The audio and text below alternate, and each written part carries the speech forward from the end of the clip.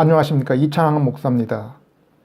누군지 모르는 여러분을 이렇게 만날 수 있고, 그리고 제가 꼭 하고 싶은 얘기를 이렇게 편안하게 전할 수 있는 것을 보면은 편리한 세상입니다. 그리스도인의 한 사람으로 마음껏 복음을 전하고 살아야 되는데 용기도 부족하고 말솜씨도 없어서 망설인 때가 많았는데 이렇게 유튜브를 통해서 쉽게 전할 수가 있어서 기쁩니다. 앞서서도 2편의 설교를 올렸습니다. 사실 이 내용들은 제가 가장 사랑하고 소중히 여기는 사람들에게 꼭 하고 싶은 얘기들입니다. 60을 바라보면서 지금까지 살아왔던 많은 것을 보고 경험했고, 그리고 그것에 대한 결과물입니다. 지혜와 부귀의 왕 솔로몬이 인생을 뒤돌아보면서 했던 말이 있습니다. 내가 해 아래 행하는 모든 일을 본즉 다 헛되어 바람을 잡으려는 것이로다. 그러면서 이렇게 세상을 향해 간곡히 부탁합니다. 너는 청년의 때 곧 공고한 날이 이르기 전에, 나는 이제 아무 낙이 없다고 할 때가 가깝기 전에 너의 창조자를 기억하라. 일의 결국을 다 들었으니 하나님을 경외하고 그 명령을 지킬지어다. 이것이 사람의 본분이니라. 하나님은 모든 행위와 모든 은밀한 일을 선악간에 심판하시리라. 솔로몬처럼 저도 해 아래서 많은 일을 보고 행했지만 지금 당장 죽더라도 꼭 남기고 싶은 말이 있습니다. 길이요 진리요 생명이신 예수님을 꼭 믿으십시오입니다.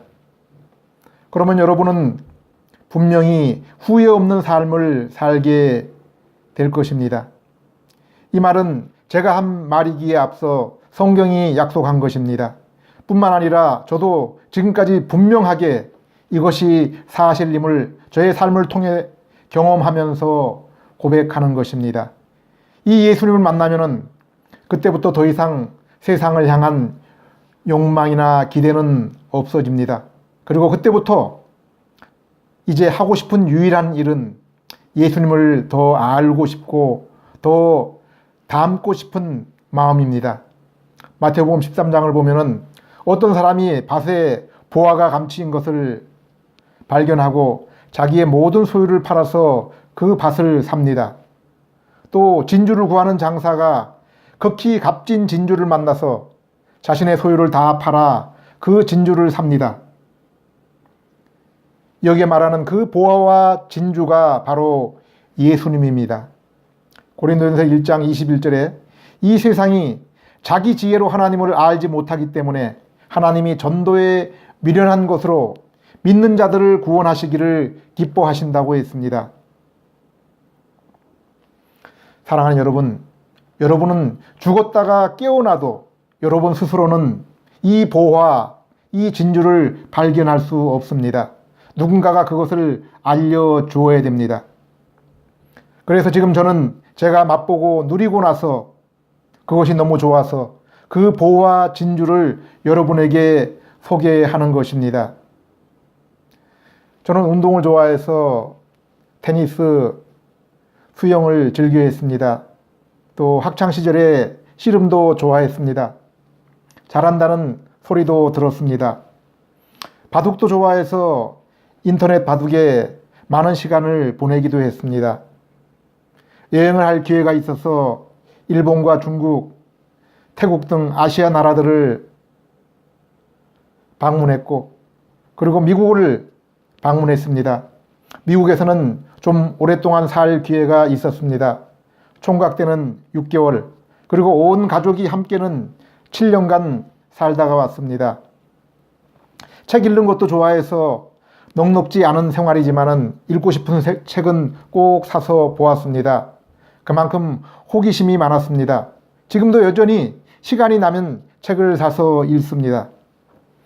그런데 제 인생에서 가장 기쁘고 보람된 것은 예수님을 만난 것입니다. 다른 것은 다 즐거움에, 그 즐거움에 한계가 있습니다.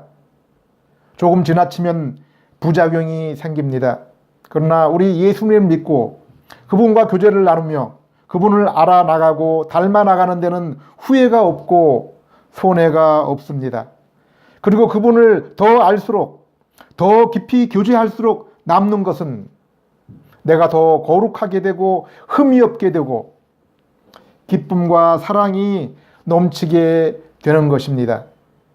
인생은 아무리 스스로 노력해도 해결할 수 없는 문제가 자기 앞에 있습니다. 바로 죽음의 문제입니다. 우리가 잠시라도 이 문제를 좀 곰곰하게 생각한다면 아마 밥맛이 사라질 것입니다. 우리가 사는 세상을 한번 살펴보십시오. 요즘은 인터넷 시대가 되어서 전 세계의 일들을 거의 한눈에 볼 수 있습니다. 세상 한편에서는 기아로 죽어가고 있고 또 다른 한편에서는 폭력과 싸움이 끊어지질 않고 다른 곳에서는 광란의 파티와 더러운 죄들이 넘쳐납니다. 왜 우리 인생의 마지막은 죽음이어야 되고 살아있는 순간도 이렇게 마음의 고요함과 안식이 없는 것입니까? 성경은 이러한 문제의 원인과 그리고 어떻게 해야 거기서 자유로울 수 있는지를 분명하게 말씀해 주고 있습니다. 성경은 사람이 하나님의 모습으로 지어져서 날마다 하나님과 만나 교제를 나누며 살아가는 거룩한 존재라고 했습니다. 그런데 하나님이 우리와 교제를 위해 만들어 놓으신 낙원, 곧 에덴 동산 한가운데 선악과 나무와 생명나무를 심어놓고 다른 모든 과실은 따먹되 선악과 과실은 먹지 말라고 했습니다. 그것을 먹는 날에는 죽는다. 곧 나와 교제가 끊어진다고 했습니다. 이것은 하나님께서 우리를 하나님의 모습으로 지으셔서 하나님과 교제를 나누며 행복하게 살도록 지으셨지만은 우리 인간이 원하면 다른 것도 선택할 수 있는 그 자유까지 준 것입니다. 그런데 인간은 사단의 꾀임에 빠져서 하나님과 교제와 하나님의 뜻에 순종하여 살기보다는 자기의 뜻에 따라 자신이 세상의 주인이 되어서 하나님의 간섭 없이 눈치 보는 것 없이 사는 것을 택했습니다. 그래서 선악과를 따먹고 하나님과 낙원을 쫓겨나서 지금과 같은 삶을 살게 된 것입니다. 하나님의 모습으로 지음받은 사람은 우리 하나님과 사귀며 살아가는 것이 최상의 모습이었는데 그 창조의 목적을 떠나 살게 된 것입니다. 마치 물속에 살아가야 될 물고기가 물 바깥에 있는 것과 같습니다. 에베소 2장에는 이런 상태를 허물과 죄 가운데 죽어있는 상태라고 했습니다. 이렇게 하나님을 떠나 하나님의 형상이 변형되고 일그러진 현재 우리의 모습을 허물과 죄 가운데 하나님과 관계가 끊어진 죽음이라고 부릅니다. 영적인 죽음입니다. 그리고 이러한 상태로 살다가 육체의 죽음이 오고 더 끔찍한 것은 죽음 뒤에 우리 앞에 영원한 지옥이 있다는 것입니다. 이렇기 때문에 사람은 하나님을 다시 만나 그 형상을 회복하기 전에는 안식이 없는 것입니다. 참된 기쁨이 그 삶 속에 없는 것입니다. 모든 종교는 이 하나님을 다시 만나서 안식을 얻기 위한 몸부림입니다. 그런데 성경은 우리가 하나님께 다시 나아가고 우리의 형상을 회복할 수 있는 영생의 길을 우리 하나님께서 다시 한번 우리 앞에 준비해 놓으셨다고 말하고 있습니다. 그것이 바로 우리 죄를 대신하기 위해서 이 땅에 오신 하나님의 아들 예수 그리스도, 십자가에 달리신 예수 그리스도를 믿는 것입니다. 이것은 창세기 3장 15절에 이미 아담이 선악과를 따먹은 직후에 하나님께서 그 은혜를 준비해 놓으셨습니다. 내가 너로 여자의 원수가 되게 하고 너의 후손도 여자의 후손과 원수가 되게 하리니 여자의 후손은 내 머리를 상하게 할 것이요 너는 그의 발꿈치를 상하게 할 것이라. 사단의 꿰매 빠져 죄를 짓고 하나님을 떠나 사단의 종로로 다던 우리가 여자의 후손으로 오실 성령을 통해서 처녀 마리아에 태어날 예수님을 통해서 그 예수님이 십자가에서 마귀의 권세를 깨뜨리고 우리를 죄와 마귀의 손에서 구원하실 그 길을 예비해 놓으신 것입니다.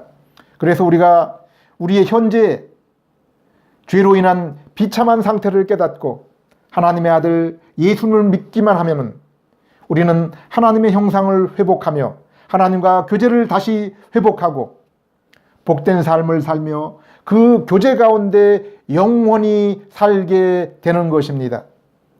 그리고 우리가 예수를 믿어 구원을 받은 상태는 그저 아담의 상태, 그것을 회복한 것이 아니라 그 상태보다 훨씬 높은 수준의 상태에 이르게 되는 것입니다. 이제는 더 이상 하나님과의 관계가 끊어질 수 없는, 하나님과의 교제를 방해할 선악과가 우리 앞에 더 이상 놓여 있지 않는 그러한 관계입니다. 그리고 이제 잠시 후에 예수님이 다시 오실 때 우리가 사는 새로운 세상은 타락하고 망가진 지금 세상이 아니라 하나님이 보시기 아름다웠다고 했던 최초에 만든 그 세상이나 그 낙원도 아니요, 그보다 더 완벽한 그러한 새로운 세상일 것이라고, 그 새로운 세상이라고 성경은 말씀하고 있습니다. 지금 예수님이 천국에서 바로 우리를 위해서 우리가 살 그곳을 예비하고 계신다고 했습니다. 우리는 그러한 세상이 이제 우리의 눈앞에 있는 것을 압니다. 하나님은 거짓을 말씀하시는 분이 아니심을 우리가 알고 있기 때문입니다. 내가 지금까지 예수를 믿고 성경 말씀이 약속한 것이 나에게 이루어진 것이 모두 진실인 것을 볼 때 그것 또한 사실인 것이 분명합니다. 그러면 우리가 어떻게 이 예수님을 만나고 새로운 것을 경험하며 새로운 세상에 들어갈 수 있습니까? 성경을 안다고 하는 사람도 이 구원 얻는 방법을 여러 가지로 다르게 설명하고 있어서 혼돈을 주고 있습니다. 그래서 참으로 안타깝습니다. 그래서 저는 이 유튜브를 사용해서 그 바른 내용을 전하기를 원하는 것입니다. 세상은 성경을 통해서 세 가지 방법으로 구원을 설명하고 있습니다. 첫 번째 두 가지는 잘못된 방법입니다. 첫째는 사람이 자기 스스로 열심히 노력해서 구원을 이룰 수 있다는 그러한 주장입니다. 성경에는 인간이 하나님을 만나기 위해 도달해야 될 의의 기준을 정해 놓았습니다. 율법입니다. 요약하면은 십계명입니다. 그래서 유대인들은 율법을 열심히 읽었고 그것을 따라 열심히 살려고 했습니다.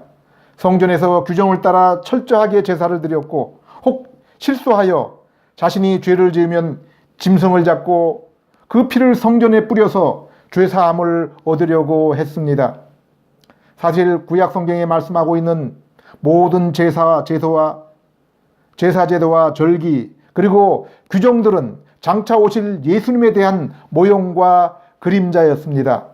그래서 그 모형과 그림자를 보고 앞으로 오실 실체이신 예수님을 믿어 구원을 얻으라는 것인데 대부분의 사람들이 예수님의 모형과 그림자를 통해서 장차 오실 그 예수님께 나아가지 못했습니다. 그래서 구원을 얻기 위해 그토록 힘겹게 종교 생활을 하고 있는 것입니다. 하나님이 정한 의의 기준에 도달하려고 노력을 했습니다. 종교 지도자들도 그렇게 가르쳤습니다. 마치 사지가 마비되어 누워있는 사람에게 그렇게 누워있지 말고 일어나서 많이 걷고 운동을 해. 그러면 힘이 생기고 걸을 수 있다고 말하는 것과 마찬가지입니다. 죄로 인해 하나님의 형상을 잃어버리고 마귀의 종로로 타는 우리에게 우리는 이제 본선적으로 선천적으로 죄와 악을 행할 수밖에 없습니다. 그것이 정상적이고 자연스러운 것입니다. 로마서 3장을 보면은 거기에는 한 사람의 예외도 없다고 했습니다. 지구상에 역사상 살았던 우리 모두는 머리부터 발끝까지 죄로 오염되어 생각하는 것도 말하는 것도 행동하는 것도 다 죄뿐이 없다고 했습니다. 그런데 이러한 본성과 성향을 가진 우리를 보고 율법을 지키고 거룩하게 살라고 그렇게 말하니 이것이 얼마나 힘이 듭니까? 불가능한 일을 가능한 것으로 알고 계속하고 있으니 얼마나 안타까운 일입니까? 겉으로는 규정을 지킬지 모르지만은 거룩해 보이고 사랑의 모습을 보일 수 있지만은 속마음은 결코 동의하지 않는 겉모습일 뿐입니다. 이것이 유대인의 종교 생활이었고, 비록 종교는 다를지라도 이 땅을 사는 대부분의 사람들의 종교 생활입니다. 두 번째 부류의 사람은 기독교 문화에 사는 대부분의 사람들이 여기에 해당합니다. 예수님을 믿으면 구원을 얻는데 이것만 가지고는 완전한 구원이 부족하고, 그래서 우리의 열심이 여기에 더해져야 한다는 것입니다. 예수님 믿는 것만 가지고는 하나님이 기뻐하지 않으시고 거기에 우리의 열심과 순종을 더해줘야 온전한 구원을 받을 수가 있다는 것입니다. 주로 천주교에서 이것이 더 심합니다. 성당에 나와서 영세와 성례를 참여해야 하나님 나라 백성이 되는데 이것만으로는 부족하고 신앙의 행위가 있어야 한다는 것입니다. 그래서 천주교에서는 이 땅에서 구원을 결코 확신할 수 없다고 합니다. 마지막까지 신앙생활을 열심히 다 해야 그것을 보고 하나님이 구원을 최종적으로 판단하신다는 것입니다. 그래서 그들은 이 땅에 살면서 구원의 확신과 거기서 오는 평안함과 기쁨을 맛보지 못하고 살아갑니다. 오늘날 기독교, 곧 개신교 안에도 이러한 사상들이 주류를 이루고 있습니다. 하나님이 은혜로 주신 믿음에 우리의 신앙 행위가 구원을 위해서 꼭 필요하다는 것입니다. 그렇기 때문에 이런 사람들은 교회 안에서 자신의 신앙과 다른 사람의 신앙을 비교합니다. 신앙생활을 잘하는 사람과 못하는 사람을 판단하고 평가합니다. 그러나 성경은 결코 믿음에 대해서 이렇게 얘기하고 있지 않습니다. 베드로후서 1장 1절에 사도 베드로는 우리가 하나님과 예수님의 의, 곧 은혜로 다 같은 보배로운 믿음을 받았다고 했습니다. 여기에 이것은 베드로가 직접 한 말씀입니다. 이렇게 말한 베드로가 누구입니까? 성경에서는 구원을 얻게 하는 믿음은 이렇게 다 같은 것이라고 했습니다. 바울도 에베소서 4장에 주님의 교회인 우리의 몸이 하나요, 성령이 하나요, 소망이 하나요, 주님이 하나요, 믿음이 하나요, 세례가 하나요, 하나님도 하나라고 했습니다. 이처럼 우리를 구원하는 것은 다 같은 한 가지 믿음입니다. 다만 믿음을 씨앗에 비유했습니다. 그래서 믿음이 우리 마음밭에 뿌려져서 자라난다고 했습니다. 사과나무 씨가 심겨져서 어떤 과정과 상태에 있든지 그것은 사과나무인 것입니다. 그것이 이제 새싹이든지 꽃을 피우든지 열매를 맺든지 똑같은 한 사과나무입니다. 성경이 말씀하고 있는 구원의 방법은 오직 믿음, 이거 하나뿐입니다. 오직 하나님의 아들 예수 그리스도, 우리 죄를 대신해서 십자가에 달리시고 부활하신 예수님, 그분만 믿으면 그것이 바로 구원입니다. 그것이 우리가 구원을 얻는 조건 전부입니다. 바로 이 구원 전에도 없고 후에도 다른 어떤 조건이 없는 것입니다. 바울은 갈라디아서 1장에서 이 사실 외에 다른 것을 구원에 더하는 자들은 다 저주를 받을 것이라고 했습니다. 하나님의 아들이 이 땅에 오셔서 피를 흘리신 것, 피를 뿌리신 것, 이것 외에 구원을 위해서 다른 것을 수단과 조건으로 더하는 자들은 하나님의 말씀을 믿지 않는 교만한 불신자들이요, 우리 예수님의 그 피뿌림을 구원을 주기에 부족한 것으로 여기는 악한 자들입니다. 하나님의 약속은 결코 변화되거나 바뀔 수가 없습니다.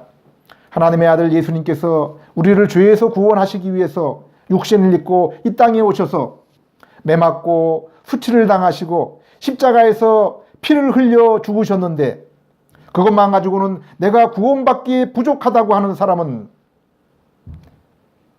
정말 하나님의 놀라운 은혜와 예수님의 우리를 위해서 흘리신 그 값없는 피를 더럽히는 자들입니다. 그런데 왜 사람들이 자꾸만 이 십자가에 자기의 행위를 더하고 있습니까? 악하고 교만해서 그렇습니다. 내가 이렇게 해서 구원을 얻었다고 자기를 자랑하려고 그렇습니다. 오직 하나님께 돌려야 될 그 영광을 자기도 함께 나누어 갖고자 하기 때문에 그렇습니다. 교회에서도 등급과 순위를 매겨서 대접을 받으려는 것입니다.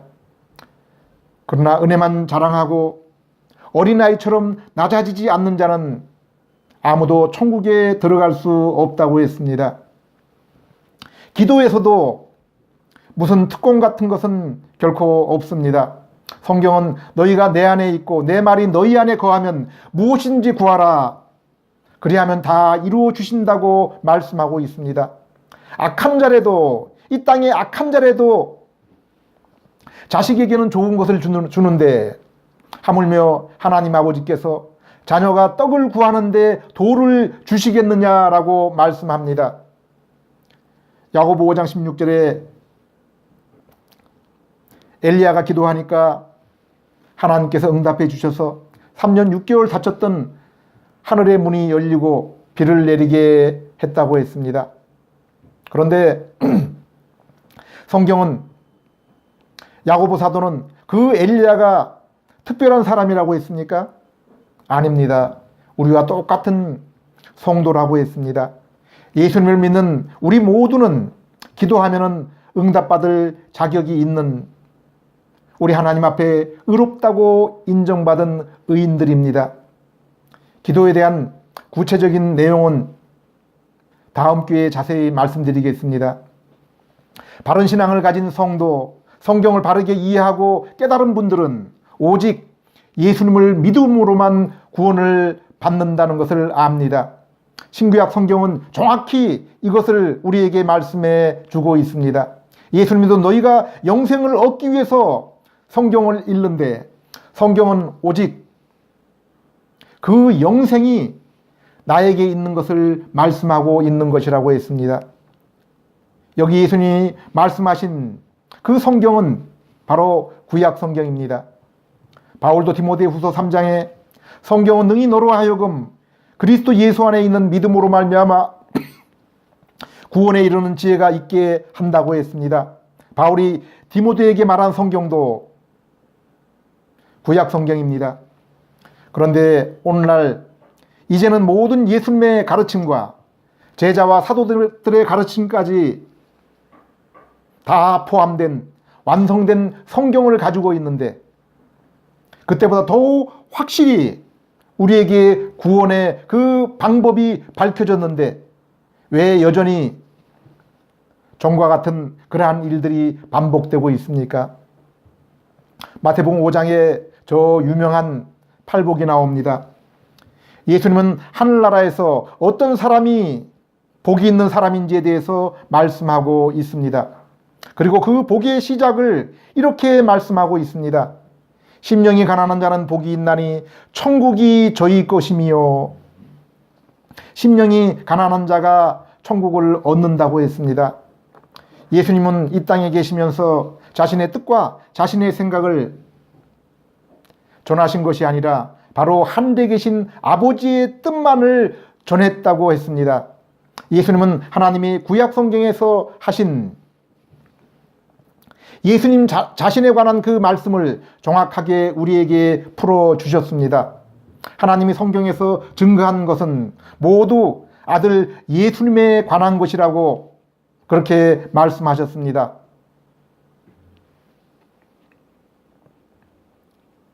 여기 심령이 가난하다는 말씀은 구약성경 이사야 66장에 나옵니다. 무릇 마음이 가난하고 심령이 통회하며 나의 말을 인하여 떠는 그 사람은 내가 공고하려니와. 여기 공고한다는 말씀은 돌본다는 말씀입니다. 하나님이 우리를 보호하신다, 구원하신다는 말씀입니다. 여기 마음이 가난하고 심령이 통회하며 하나님의 말씀에 떠는 자, 곧 말씀에 귀를 기울이는 자를 예수님은 마가복음 5장에서 복 있는 자라고 이 구약성경을 인용해서 말씀하고 있는 것입니다. 마음의 가난, 심령의 가난은 현재 자신이 하나님과의 관계가 온전치 못한 상태임을 깨닫는 것입니다. 이 복받은 사람이 지금 깨달은 상황은 자신이 세상에서 권세를 잃거나 물질을 잃거나 건강이 부실해서 슬퍼하는 것이 아닙니다. 지금 하나님과의 관계가 심각한 상태임을 알고 슬퍼하고 있는 것입니다. 죄로 인해 하나님과의 관계가 단절되어서 이제 하나님을 향한 그 생명을 잃어버리고 영적으로 죽어 있는 상태에 자신이 있는 것을 알고 커다란 슬픔 가운데 있는 것입니다. 자신이 살아가는데 가장 중요한 것이 하나님과의 관계인데 이제 그 관계가 끊어져 있는 것을 알고 절망하고 슬퍼하는 것입니다. 그래서 나와 하나님 사이의 관계를 상실하게 만들고 하나님의 형상을 잃어버리게 만든 자신의 죄를 보면서 처절하게 애통해 하는 것입니다. 오늘 세상을 살아가는 저와 여러분에게도 이것보다 이 사실보다 더 절망스럽고 우리를 슬프게 만드는 것이 어디 있습니까? 예수님이 지금 말씀하고 있는 천국을 얻는 복 있는 사람은 바로 이와 같은 사람이라고 했습니다. 예수님이 말씀하고 있는 복은 결코 이 땅에 잠시 있다가 썩어 없어질 그러한 것들을 말씀하고 있지 않습니다. 예수님이 말씀하고 있는, 그리고 성경이 말씀하고 있는 모든 참된 복은 바로 우리가 하나님과 바른 관계에 있는 것을 말씀하고 있습니다. 성경은 사람이 자신의 이러한 심령의 가난한 상태를 보며 이러한 원인이 자신의 죄로 인한 것을 알고 탄식하는 영혼이 복이 있다고 했습니다. 이러한 영혼에게 천국이 있고 그 영혼이 위로를 받을 것이라고 했습니다. 이러한 영혼은 누가복음 18장에 나오는 아직 그 심령에 천국이 임하지 않은, 천국을 맛보지 못한 그 당시 종교인들처럼 하나님, 나는 이렇게 일주일에 2번씩 금식을 하며 기도를 드립니다. 철저하게 11조를 빠뜨리지 않고 드립니다. 한 주 동안 남의 것을 탐내거나 빼앗지 않았습니다. 불의를 행하지 않았습니다. 간음을 행하지 않았습니다. 저기 있는 저 세리처럼 살지 않게 해주셔서 감사합니다. 그 당시 종교적으로 존경을 받고 모범이 되었던 바리새인의 기도의 내용이었습니다. 이러한 모습이 오늘날도 교회 내에서 흔히 보는 잘 믿는 성도들의 그러한 모습은 아닙니까? 마태복음 7장에도 이러한 성도의 모습이 나옵니다. 예수님께서 말씀하십니다. 그날에 많은 사람이 나더러 이르되 주여 주여, 우리가 예수님 이름으로 선지자 노릇을 하며 예수님 이름으로 귀신을 쫓아내며 예수님의 이름으로 많은 권능을 행했습니다. 주님께서도 잘 알고 계시지 않으십니까? 이때 예수님의 대답이 무엇입니까? 나는 너희를 도대체 모른다. 이 불법을 행하는 자들아 나에게서 떠나가라. 이 사람들이 누구입니까? 전도에 열심을 낸 사람들입니다. 귀신을 쫓고 능력을 행했던 소위 영성이 있는 사람들입니다. 그런데 이 종교적인 열심이 있는 사람들을 우리 예수님께서 책망하시고 화를 내시고 마침내 쫓아내십니다. 그런데 여기 이 종교 집단, 종교인들의 특징이 무엇입니까? 다 내가 했다는 것입니다. 신앙생활도 내가 했고 전도도 내가 했고 능력도 내가 행했다는 것입니다. 그런데 바리새인들이 우습게 여기며 손가락질한 세리의 모습을 보십시오. 이 세리는 멀리 서서 감히 눈을 들어 하늘을 우러러 보지도 못하고 다만 가슴을 치며 가로되 하나님이여 불쌍히 여기옵소서 나는 죄인이로소이다. 예수님은 여기 이 두 부류의 사람 가운데 누가 복 있는 사람이라고 인정하셨습니까? 바리새인과 세리 가운데 누가 심령이 가난하고 애통한 자입니까? 예수님이 이렇게 자기의 죄로 인해 애통하며 가슴을 치며 그 얼굴을 하늘로 들지도 못하고 하나님의 긍휼만 구한 세리를 향하여 의롭다함을 받았다고 했습니다. 성경은 이렇게 분명하게, 그리고 예수님도 이렇게 말씀하고 계시는데 오늘날 교회에는 왜 여전히 그토록 바리새인들이 많이 보입니까? 그리고 스스로 나는 하나님의 복을 받았다, 은혜를 얻었다, 기쁨과 평안과 안식을 남보다 풍성하게 누리고 있다라고 그렇게 자랑하고 있습니까? 여러분, 그런 자신의 행위를 하는 신앙생활, 명상, 방언, 거기서 얻는 심리적인 기쁨, 평안, 이 모든 것이 하나님이 주시는 것이 아닙니다. 고린도전서 13장에도 사랑이 빠진 이러한 방언과 은사와 구제는 아무 소용이 없다고 말하고 있습니다. 폴 워셔 목사는 오늘날 교회의 문제는 중생하지 못한 설교자, 성도가 강대상을 차지하고 교회를 채우고 있는 것이라고 했습니다. 모세도 처음에는 자신의 힘으로 종교생활에 열심을 냈습니다. 그래서 결국 애굽의 군인을 때려 죽이고 광야로 도망가서 이제 오랫동안 양을 치며 살다가 어느 날 가시나무 불꽃 가운데서 우리 주님을 만나고 나서 자신은 아무것도 할 수 없는 죄인인 것을 알게 됩니다. 심령의 가난을 경험한 것입니다. 이사야도 하나님의 영광이 자신에게 임하게 될 때 화로도 나여 망하게 되었도다. 나는 입술이 부정한 백성 중에 거하면서 만군의 여호와이신 왕을 배웠음이로다. 의기양양했던 베드로도 주님을 보고 나서는 주님, 저는 죄인입니다. 저를 떠나소서라고 고백합니다.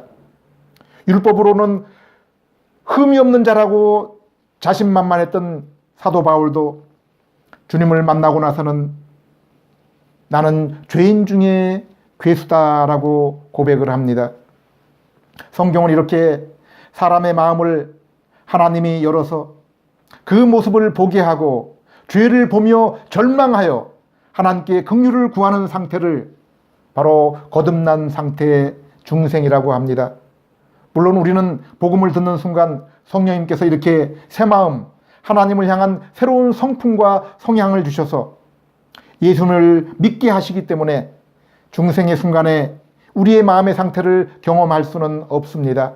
아주 순간적인 순간, 우리의 의식 아래서, 무의식에서 일어나는 사건이기 때문입니다.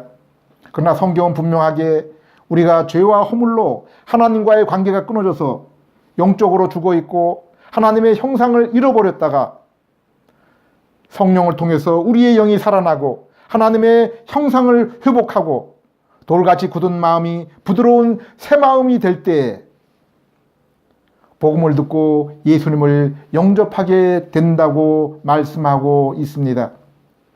우리가 예수님을 믿어서 구원을 얻었지만은 믿게 된 그 믿음도, 그 믿음조차도 하나님의 선물이라고 말씀하고 있습니다.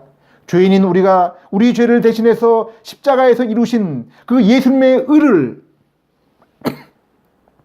믿음이라는 두 손을 내밀어 받게 되는데, 이렇게 두 손을 내밀게 하시는 분도 성령님이시라고 말씀하고 있는 것입니다.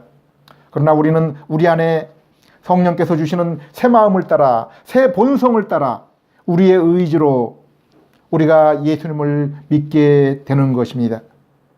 그러면 예수님을 믿기 전과 후에 우리에게 어떤 변화가 생깁니까? 우리는 첫째, 아담의 죄로 하나님의 형상을 잃어버리고 하나님이 우리를 떠나 죄의 지배를 받으며 마귀의 종노로 타며 사망에 이르게 되었고, 하나님의 원수로 이제 그 죄의 책임을 따라 영원한 지옥의 형벌 가운데 처한 그러한 존재입니다. 그런데 예수님이 율법에 순종하심과 십자가에 죽으시고 부활하심으로 우리가 믿음을 통해서 예수님이 십자가에서 이루신 의를 얻게 된 것입니다. 우리는 이제 예수님을 믿음으로 연합하게 된 것입니다. 그래서 먼저 우리는 이제 죄에 대한 책임이 예수님의 그 보혈로 사해졌습니다. 그리고 예수님이 이루신 율법의 순종으로 하나님의 의에 이르게 된 것입니다. 이제 우리는 하나님 앞에서 죄인이 아니라 의인입니다. 죄로 인한 저주받은 원수가 아니라 이제 의인으로서 하나님과 화목하게 된 것입니다.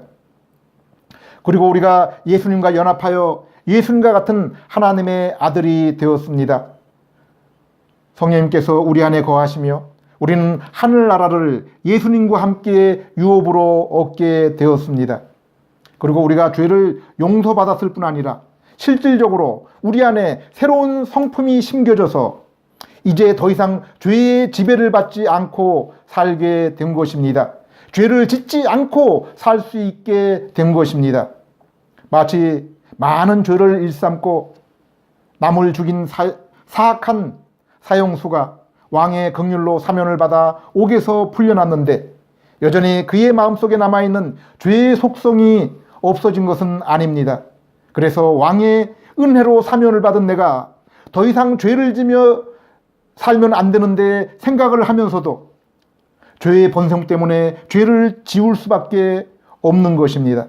그런데 하나님 아버지는 우리의 죄를 사면하실 뿐 아니라 이제 하나님의 그 아들로서 더 이상 죄를 짓지 않고 아들답게 살아가도록 그 마음에 하나님을 사랑하고 의를 사랑하는 하나님의 성품, 새 본성을 주신 것입니다. 그래서 하나님을 하나님의 부르심과 구원하신 뜻을 따라서 하나님의 자녀로 흠없고 거룩하게 하나님의 온전한 형상을 이루어 우리 하나님께 영광을 돌리며 살게 하신 것입니다.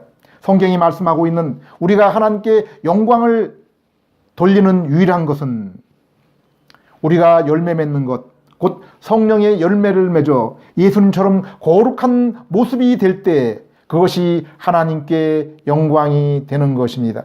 그러므로 우리의 모습이 예수님의 모습을 더욱 풍성하게 닮을 때 하나님께 더욱 온전히 영광을 돌리는 것입니다. 이렇게 이제 우리의 심령에 새 마음이 주어져서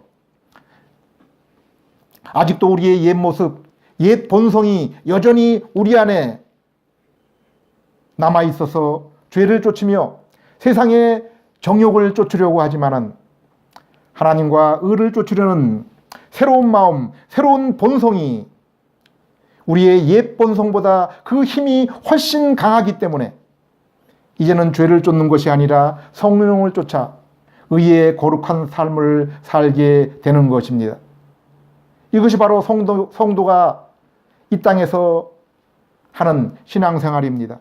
날마다 자기를 부인하고 죄와 정욕을 십자가에 못 박으며 의와 거룩을 이룸으로 영의 삶을 사는 것입니다. 이것을 위해서 말씀과 기도와 우리 안에 계신 그 성령님의 인도가 필요한 것입니다. 그런데 이것은 이제 결코 힘든 일이 아니라고 했습니다.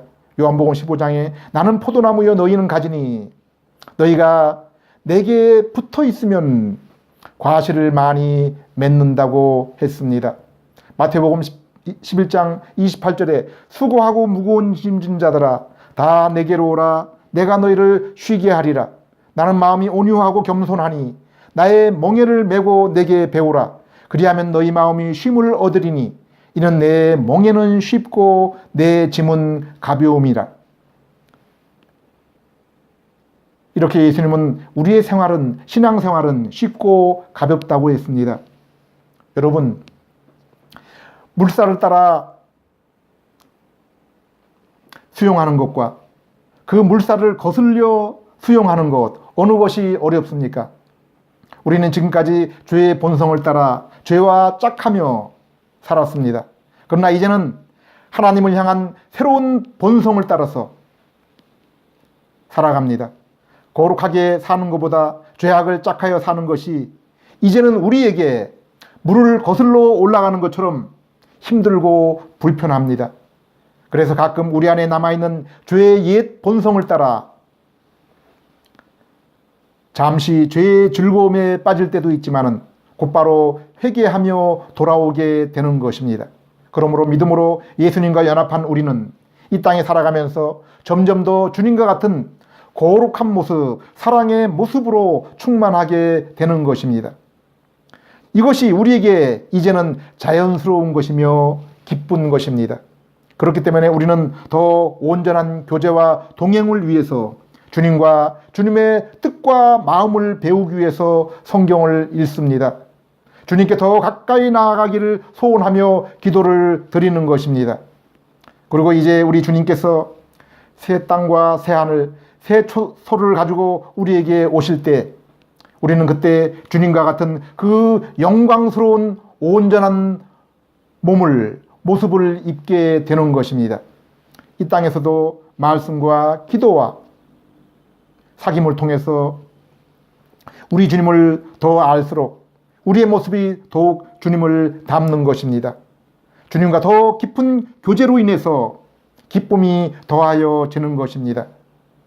그런데 잠시 후 우리가 주님과 같은 그 영광스러운 모습을 입을 때 주님과 교제로 인한 우리의 즐거움은 과연 어떻겠습니까? 예수님은 요한복음 17장에 아버지여 내게 주신 자도 나 있는 곳에 나와 함께 있어 아버지께서 창세전부터 나를 사랑하심으로 내게 주신 나의 영광을 저들도 보게 하시기를 오라옵나이다 라고 했습니다. 요한일서 3장 2절에 사랑하는 자들아 우리가 지금은 하나님의 자녀라 장래에 어떻게 될 것은 아직 나타나지 아니하였으나 그가 나타나심이 되면 우리가 그와 같은 줄을 아는 것은 그에 계신 그대로 볼 것을 인함이라 라고 했습니다. 빌립보 3장 20절에 오직 우리의 시민권은 하늘에 있는지라 거기서 구원하는 자 곧 주 예수 그리스도를 기다리노니 그가 만물을 자기에게 복종케 하실 수 있는 자의 역사로 우리의 낮은 몸을 자기 영광의 몸의 형체와 같이 변케 하시리라 라고 했습니다. 로마서 8장 16절에 성령이 친히 우리의 영으로 더불어 우리가 하나님의 자녀인 것을 증거하시나니 자녀임은 또한 후사 곧 하나님의 상속자요 그리스도와 함께한 상속자니 우리가 그리스도와 함께 영광을 받기 위하여 고난도 함께 받아야 될 것이니라. 장차 우리가 성부와 성자께서 영광스럽게 나누시는 그 교제를 보며 또한 그 영광스러운 교제에 우리도 함께 참여하게 된다고 했습니다. 이것이 바로 장차 우리가 갖게 될 모습과 상태입니다. 그리고 이 소망을 가진 자마다 예수님이 이 땅에서 고난당하신 것처럼 함께 고난을 당하며 그분이 거룩하고 깨끗하게 사셨던 것처럼 거룩하고 흠없는 삶을 살게 된다고 했습니다. 사랑하는 여러분, 죄인인 우리 죄악이 가득한 세상에 살면서 이보다 우리에게 더 소망스럽고 놀라운 소식이 어디 있겠습니까? 인생에 이보다 더 큰 은혜와 복이 있을 수 있습니까? 이것은 변치 않으시는 하나님의 약속으로서 반드시 이루어질 것입니다. 우리가 연약한 나그네로 이 세상 모든 사람들이 가는 그 방향과 반대로 살면서 고난을 당할 때 우리 앞에 있는 바로 이 소망을 인하여 인내하라, 조금만 더 참으라고 주님께서 말씀하고 있습니다. 고린도서 3장 16절에 그러나 언제든지 주께로 돌아가면 그 수건이 벗겨지리라. 주는 영이시니 주의 영이 계신 곳에는 자유함이 있느니라. 우리가 다 수건을 벗은 얼굴로 거울을 보는 것 같이 주의 영광을 보매 저와 같은 형상으로 화하여 영광으로 영광에 이르리니 곧 주의 영으로 말미암음이니라. 우리의 죄와 암흑으로 막혔던 모든 것이 우리가 예수님께 나오면은 다 벗겨지게 된다고 했습니다. 우리를 올가매던 죄와 사망과 사망에서 놓이게 되고 우리의 영이 살아나고 하나님의 형상으로 점점 변화되어서 주님과 신령한 교제를 나누며 기뻐하며 안식을 맛보고